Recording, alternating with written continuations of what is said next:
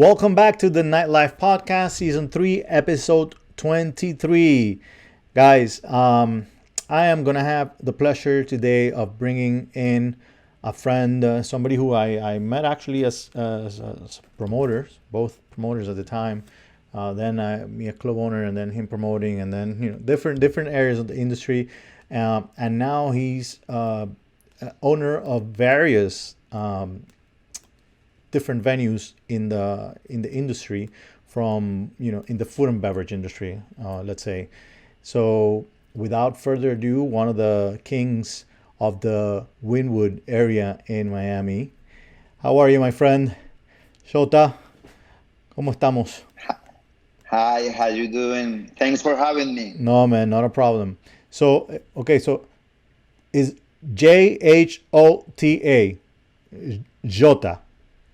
Yes. My name is Jonathan, but everyone we really love. They call me Jota. So yeah, Yeah, Jhota. I've heard, Jota, I've heard Shota, I've heard Jota, I've heard so many different ways. But okay, I want to make sure. It was like my nickname that my sister used to call me, in the house, and then everyone started calling me like that. So yes. I see. Jota, so I don't want to get it wrong. What are the venues right now? I know you have Dirty Rabbit, which is one of the most visited venues right now in the Wynwood area. Growing super fast. I know there's Vandalo, and I know La Taqueria just opened, correct? Right, La La Tiendita Tiendita, is La Taqueria Cantina. That's like the new concept that we just opened like 1 week ago. right? We have Backdoor Monkey. Correct. It's a sushi lounge. It's like a new place also. We opened 1 week before the pandemic, and then we have to close again. So now we're trying to restart. Yeah. We have also like the Dirty Burgers. Like in maybe 1 month, we're gonna open La Farandula. There's gonna be a Colombian restaurant in Biscayne and 29. So are you going a little more in towards the food than the bars, than the clubs, or what is it? Bars are my passion and like my partner's passion also. So I think we're always gonna be like in the night scene, or we hope to be. Right. But yeah, we want to try like different adventures, and that includes like gastronomic side. We have like a really good chef with us. So we're building like a really strong team. Got it. All right. So where can people follow you guys on Instagram? Is there a specific company that they follow, or just each separate venue? We have like, that's new, like the Dirty Rabbit group Got it. as a group, but we don't have like much followers. But yes, as a venue, you can follow us as like Dirty Rabbit. Right. Each one has their own. That's like, yeah, the main one. And then you can find Vandalo, La Tiendita, Backdoor Monkey, So La Farandula. how long ago did you guys open Dirty Rabbit? We started the project in 2017 and like open to the public like 2 years and some months, like 2 years and a few months. So how do you guys make this happen so fast? What kind of tip can you give out there? There's people here listening to us from all over the world that actually own small bars, or they're trying to get into ownership and want to build. That everybody that wants to be in this industry, they don't want to have just one, unless it's somebody who's been a bartender all their life and they just want to open a small bar to retire. That kind of person, which Right. is also something that happens a lot. But you and people that like to be in this and like the adventure for sure. Yes. How do you go from starting a project 2017 and now in the middle of 220, which by the way 220 doesn't count with all these Right. issues. We're talking about, I think we mentioned already 5 different venues and more stuff coming. How does that happen? Okay, so yeah, it was like I was not looking for it, but as an entrepreneur, like I was born here, but I grew up in Colombia, so I studied over there. My background, I'm an economist, and I was like focused on like industrial economy. So always trying to build, like different corporations or different like ventures over there. So I came like 6 years ago to start from scratch, like start from zero, and I started doing my own parties, my like small like ventures as a promoter. Then we met and everything. I did like all the bartender scene, went from server, assistant manager, and everything.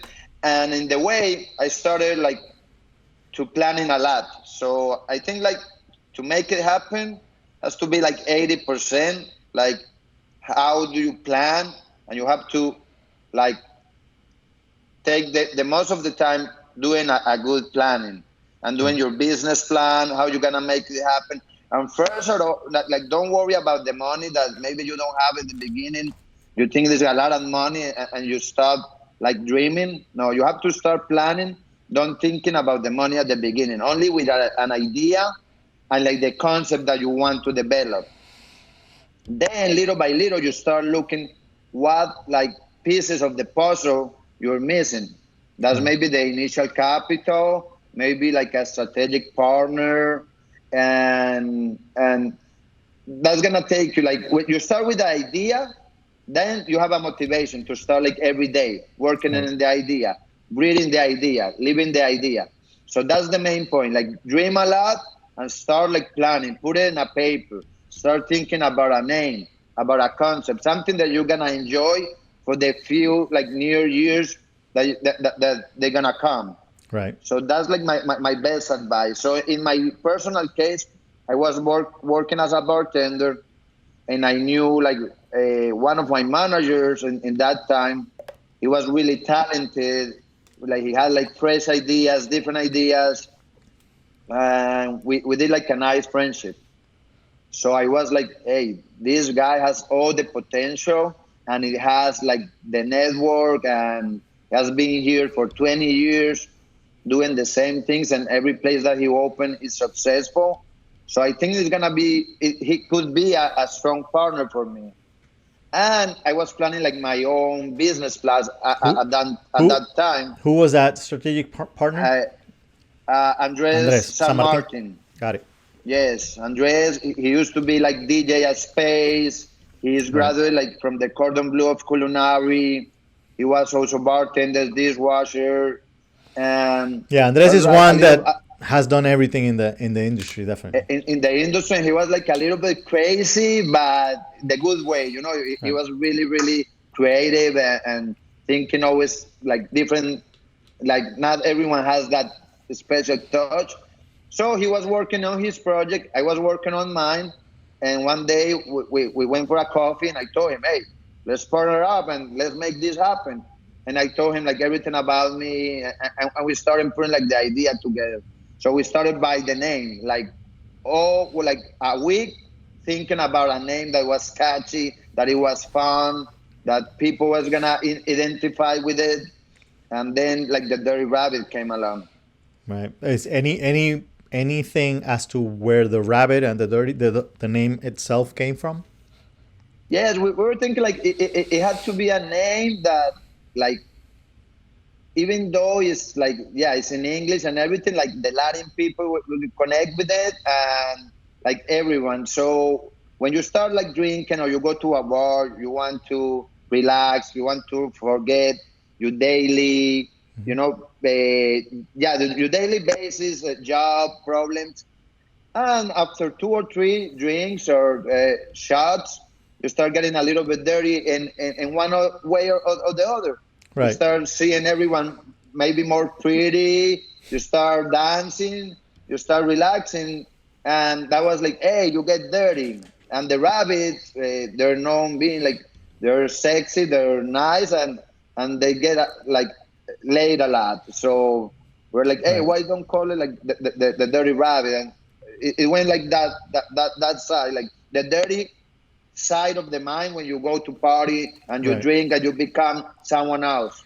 So I'm definitely a fan of having names that have a reason and a story behind always. That's one of the things. And the second, I agree 100% that currently especially now. I mean, because there was a time where the clubs wanted to be a little more high end and sophisticated and have those kinds of names. But I think everybody, even the most sophisticated people, want their places, their bars. Especially in an area like Wynwood, a local bar like that. You want it to be that raw and a name that everybody can identify with 100%. So a lot of success Wow, in yeah, that that. was like the main, and going with the hand with the neighborhood, Right. and yeah, like what Winwood is all about. So Right. yes, with Did you guys, when you guys started talking, were you planning that you were going to have more than one, or you were thinking of just one bar at the time?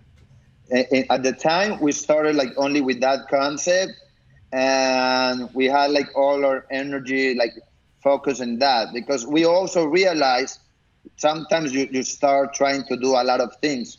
So you want to do like Uber driver, you like a lot of activities, and the entrepreneur, you want to build company, and you want to sell shoes, you want to sell glasses, you want to look like for a lot of sources of income. Right. And here, like, I learned that to make it happen, I had to focus like in the Yeah. beginning in one, because I didn't have like a big team behind me. So in that moment, it was only one. Uh, we did everything from scratch. Like if I'm gonna show you the photos one day, the rabbit, it was like a rabbit hole, like in the end of a backyard. The backyard didn't have grass. It was like all muddy and everything. But we saw that that was gonna be the magic of the place. Right. And that street was really, really, no one like used to walk in that street. It was really dark and everything. And yeah, we bring that street to life. Hey, that was my office was in that on that street on the corner of 24th and Miami Avenue. That whole corner was my office Right. 7 years ago. But then and it was awful.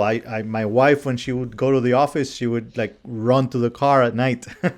It was awful. Right. So I know At the 100%. end of the street, Yeah, on 24 and and North Miami, yeah. right now, there is Backdoor Monkey, 24 and North Miami. Oh, see, right there, that corner. So maybe, So yeah, maybe it was the same. you are on the corner on the left, and I was Uh, the one on the right, the one with the patio. Right. I'm That's where there. you are. Backdoor Monkeys. Oh, that was my office. Yes. That was my office. Oh, that's great. Yeah, yeah, So it's gonna be a good project. It has good definitely. energy. Yeah, that venue, I loved it. I mean, we had a great time, and we didn't even build a bar at that venue, but we did events in it for like Art Basel or during Art Used to be Walk. like a rum place too, like The Miami rum. Miami Rum was right next door, so it was To half. you? Yeah, yeah. So we used. That's great. That's great. Actually, he used to give me rum so that we could give it out to the people that were coming to the venue, and we would, sell art. And That's it was why just- we like. That's why we like that place then, because it has your energy, good vibes over there. salute to that. Salute. So I love the fact that you guys started with an idea. You guys weren't even partners before anything. He was doing one thing, you were doing another thing. Both of you Colombian. You guys joined forces. Each one of you has completely different experience and completely different things to bring to the table.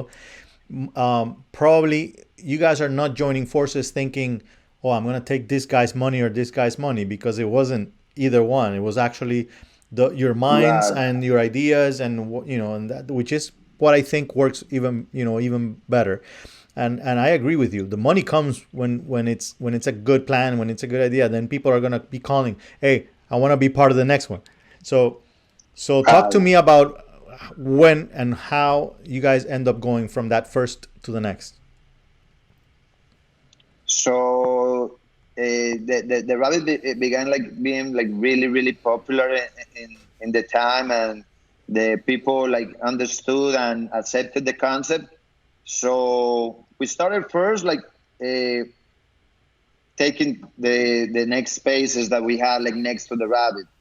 So it was first like an expansion, and then we started building the dirty burgers, because people was partying and having a really good time, and we had like a food truck, but the city never let us use it in the patio area.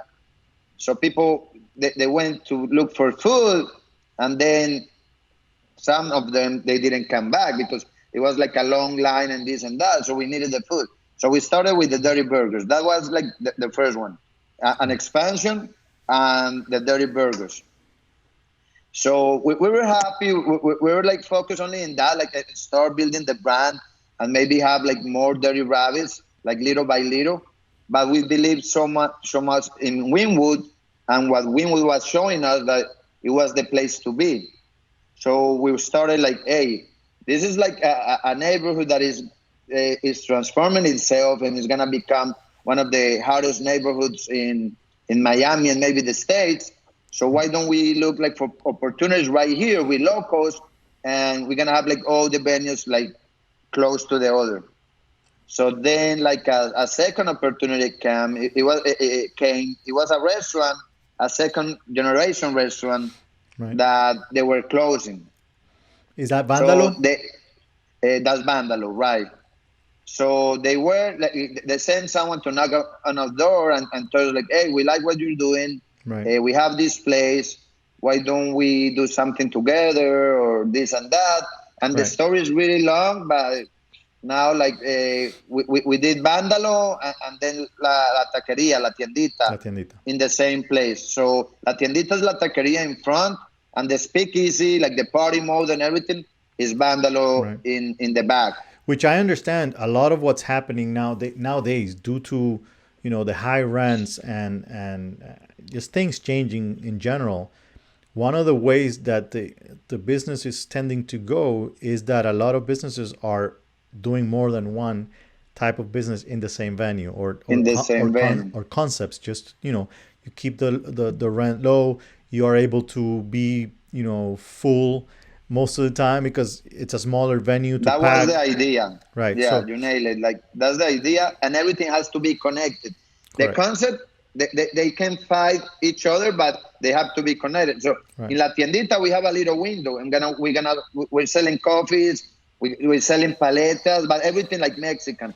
So we Right. have like Mexican coffee, Mexican paletas, everything in the yeah, but it's different source of income from one venue. That's Right. the idea.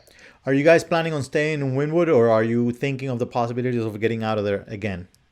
Uh, for now, I have like long-term leases, like 10 years.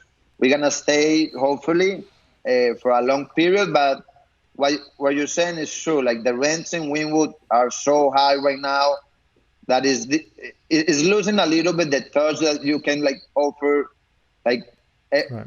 really really affordable prices for everyone. Right. So we don't like that, but it's only like the prices are really high, like the rent and everything. So Yeah, it's happened on the beach first, then it happened on Brickell, and right. now It happens like in every hot neighborhood that, and then like the condos come and everything. right. So like in the near future, we're gonna start looking for opportunities like in upcoming neighborhoods Right. I was going to ask you with the rabbit. if you've looked at downtown because on our side we've seen a lot of people that are coming towards downtown in our industry. We Flagler just Street. yeah we partnered with a restaurant at on Flagler. It's called Pes. Congrats. I'm gonna Thanks. go and check it out. And we were opening also March 20, right when this started. So we had to postpone. I was opening again this week, and then now with the riots, I'm like, you know what?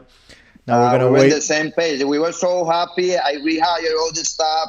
Like I had like all the staff that were with me like since this started, like to last week.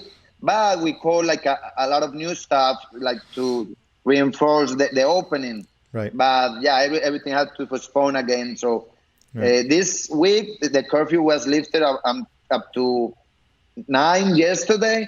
Now they told us the good news that we're gonna be open up to 12. Awesome. So hopefully we can do a little bit of like operation now. Definitely, it's needed, and people need it. People need it definitely. Right. So I know that you did a little management, and that Andres did too. Some management in the industry. But I know that when you're an owner, it's complicated to become the manager at the venues that you're operating. You do a lot of managing, but you need good managers to manage your venues. And it's a mistake that some people make, that they don't hire good managers and they think I'll just do it myself. There's Right. actually an issue on the Brickell. In Brickell, there's one place that opened, and the owner wants to do everything. He's never been in the industry. Just it's not easy to make it happen. It's most likely for sale now. But Yes, it's my difficult. and my question is this: I mean, how important was that for you? Because I know that you hired a couple of managers. You have from La Veinte, and then you have from Blue Martini, my friend Joey, and so for example, those are big, strong names. You know what I mean? Right. And it's probably people that are making good money at also. So Right. That's true. That's true. so what? Talk to me a little bit about how you go about finding the best managers possible for your team. So I think like some of them, or I believe like some of them, they have like a lot more experience than I do, like in the industry and everything. But they were seeing what I was doing, and we were what we were doing, and they like, I think they identify themselves with like with the concepts and the Right. venues. So they like Brian from Nautilus Hotel, yeah, Joey from Blue Martini, Stefano from Cantina, and like another group that is behind them. Is every like if we want to grow, like at the beginning, Andres and I, we used to be managers. We were like floor managers. We did the office. We started doing everything because we Right. didn't have the budget. So we Right. were like every day, 7 days a week, in the floor, in the office, doing everything, bartending. Andres was DJing and everything. Now, if we want like to have like a hospitality group, and that you can really be known in the industry as an hospitality group, you have to surround with the best. Yeah. You So said it I right. be Better than you. They have to be better than yourself. right. So I started like searching for those people that I think that they're like stronger, they're honest, and they're really hard working as I am. And I told them like, hey guys, let's make a group, let's make like a big and strong family, and this is like the first step to becoming a real big company, and I want them to be part of it, Right. and to be in a near future my partners in the next upcoming projects that we have. Right. So that's the vision that and is my mentality and my philosophy. Right. I agree. Nobody grows by themselves. You have to be Right. willing to be open to the possibility of sharing and and things have Enjoying the changed. ride, Yeah. enjoying the ride, Oh, and yeah, and all this, like it has been like 3 years almost of learning every day. Like we're learning like from each other. right. So they're getting my strength, I'm getting theirs, and we're working in ideas together and in the same vision at the same time. So I think when you do that with passion, and it brings good things to the table. The process slowed down because of the pandemic and everything, because we had like a really, like, how do you say, strong roots. Hmm. So I was trying to build like strong roots. If you have like the solid cements like from the ground, Right. the rest is gonna be easier. Correct. Sometimes you start growing so fast that you don't have time to, and then you have to go back and close the venues and everything because you didn't do it the right way. Right. So yeah, now we're gonna restart again, but I have faith like in the next year or something, everything is gonna be the same as it was. Right. So I It's was gonna be gonna slowly. And I was gonna ask you, that's actually the next subject that I wanted to touch on because I know everybody that's listening, I get a lot of messages, a lot of questions regarding the industry. There are people out there that think that the industry is disappearing, that it's going out, that there won't be more bars and clubs and all this stuff. I'm the one, the kind that believe that there's an evolution of it more than a disappearing act. I don't think it's going anywhere. People need it. People need us. People like us that love this, and we enjoy this ride, as you said before. So, what are your thoughts on what is happening, especially with the COVID and coming back, the industry in general? What are your thoughts on that? Uh, I really think like worldwide is like a big hit to the industry. A lot of like colleagues and business owners, they're not gonna make it. They're gonna have to close the doors down. Like that's really sad. Uh, it's like the economy in general that is gonna be affected, but the industry, we took like the first hit and the strongest like like Right. hit in the economy. What I believe is after all this starts to like we go through all this difficult process, we're gonna go out like stronger and better. Human beings, we like to relationship with each other. We want to be in Yeah. contact. We need the So human I touch. think right, the human touch and everything. So I think even though, yeah, it's gonna be like the nightclubs and everything, people's gonna be a little bit more scared or more careful about it. Right. At the end, we need that. We need that contact. It's part of our soul, and I don't think that's gonna change like 100%. Right. But we're gonna have transformation and yeah, like different things that we're gonna adapt to. Right. Yeah, I see it more as an evolution of what people, from what they do now to what they're going to be doing next. And things have changed for many reasons. There was the prohibition years, and they, people were hiding to have a drink, and and I don't think we're going to go to that, because that's not going to be the case. It's not like it's going to be prohibited. Right. It's not a problem with the alcohol per se. It's more about crowds and that kind of thing, which, of course, I believe it'll be gone. It's not forever. The main issue is probably how much it affects people now and how many are able to stand. But then again, that's where I think the stronger will survive. And by stronger doesn't always mean the ones with more money. Right. There's also the ones that did the smartest things and were able to, to stay afloat and have the team that's willing to wait to come back, like you have, for example. I know that everybody that's working with you guys can't wait to come back and for you guys to reopen.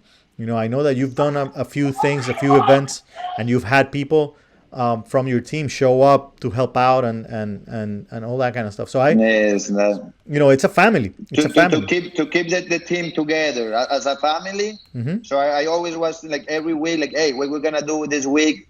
We have to be like mentally active and have that contact with the team. Not like, hey, see you in 3 months. No. Right. So every week we're in contact, and I think like Yeah, that's they important. appreciate it. Yes. And let me ask you one last question before you go, because it's almost a half hour that we've been here.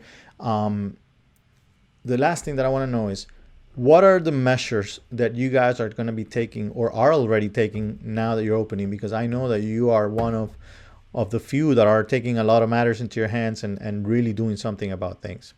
No, yeah, thanks for asking. So yeah, like we know, like this is gonna change like the industry and everything, like for a little bit or maybe for a long time.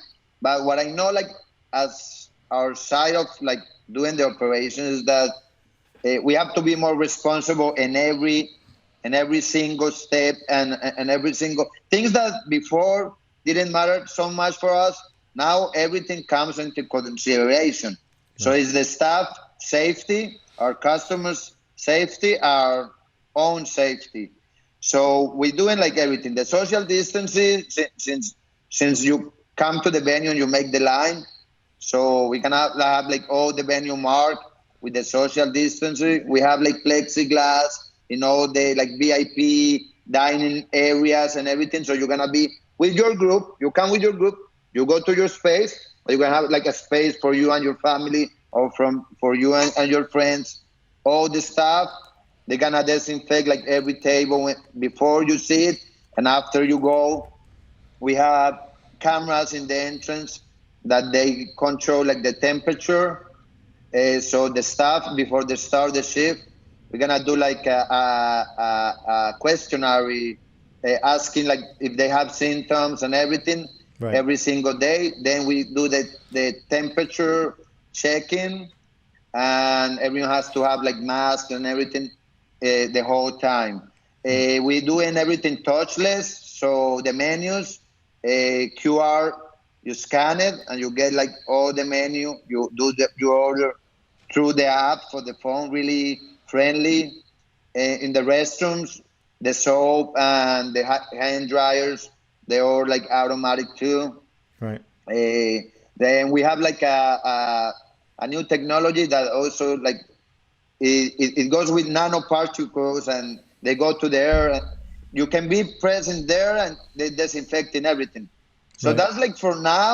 Then when everything happens and like the vaccine comes out and everything, we don't want to be like an hospital that you it has to be Yeah. done like the cool way, Correct. our way, so you enjoy it, but you still forget that you're going to have some fun. Right. You have to have the Dirty So Rabbit yeah, but experience or the Vandalo experience or whatever the venue. right, Even though you are taking care of all those things and making sure taking the that people are safe. right. Correct. So And I right now we're like in 50% capacity. We're yeah. like in first phase of the reopening. I think like bars, they're gonna start tomorrow. Only like a table serving, and Mhm. like a couple of weeks, it's gonna be like the second phase of the reopening of Miami, and hopefully everything gonna be a little bit more normal. Right. Yeah. Believe me, I'm hoping to real soon. No, No, but yeah, no, nice I feel seeing you. you. No, same here. Thank you so much for making the interview. I want it one more time. I want to go over some things to let remind people just how big this is. What these guys were able to build in so little time. Number one, it's only been 3 years, which is a very small amount of time. Not that you haven't been in the industry for longer. Yes, you have. This is not something that you can. And I always say, don't try to start this unless you have somebody from the industry. Find the right partner. Find the right person to join forces with. Get a little dog. 100%. Find focus on one thing at a time. Don't try to do everything. Don't try to Give me become. 1 sec, please. I don't know. I'm here again. Okay. Try to focus on one thing only. Don't So don't don't try to do everything, at the same time. Focus on one thing. Make sure, like I said, the right partner, the focus, and you know, make it happen. Believe 100% in your idea. believe You in your know, dreams and in yourself. yes, 100%. And try to build a family. Remember that it's, when it comes to the staff, you want to build a family, and that's how you're going to have, loyal staff that are going to be going with you. And it's not going to be like you're tricking them to feel like they're in a family. You are really building a family. It's Yeah, that, it's that, that, serious that, that's relationships. part of your life. You're gonna be more there than in your house, than in like the college. You're gonna Yeah. be 100% of your time with your family. 100%. And Yes. guys, I wish you the best. I know 100% that you guys are gonna, make stuff happen. You guys are good Thanks a people. lot. Like we're gonna see soon, and yeah, like if everyone needs an advice or something that we can like share with you, like contact Julio Mario, and you let us Definitely. know. You have like a more experience I'm that we do too, but we're here to serve everyone. Thank you. So And I'm, anything you you need, know what? I'm gonna be inviting you to something because I know you guys have a lot to give, and I mentioned this the other day. I am building a membership that it's actually to build nightlife entrepreneurs, people who want to grow in the industry into becoming owners, and that membership has a lot of that, information. And the idea is for this to build a community of people that actually want to help others be able to do it all around the world. So come with me. definitely, Come with thank you, us. definitely, thank you. Very good to see you, Thanks. Shota. See you guys The next week. same. All right. Stay safe. Bye bye. Bye bye.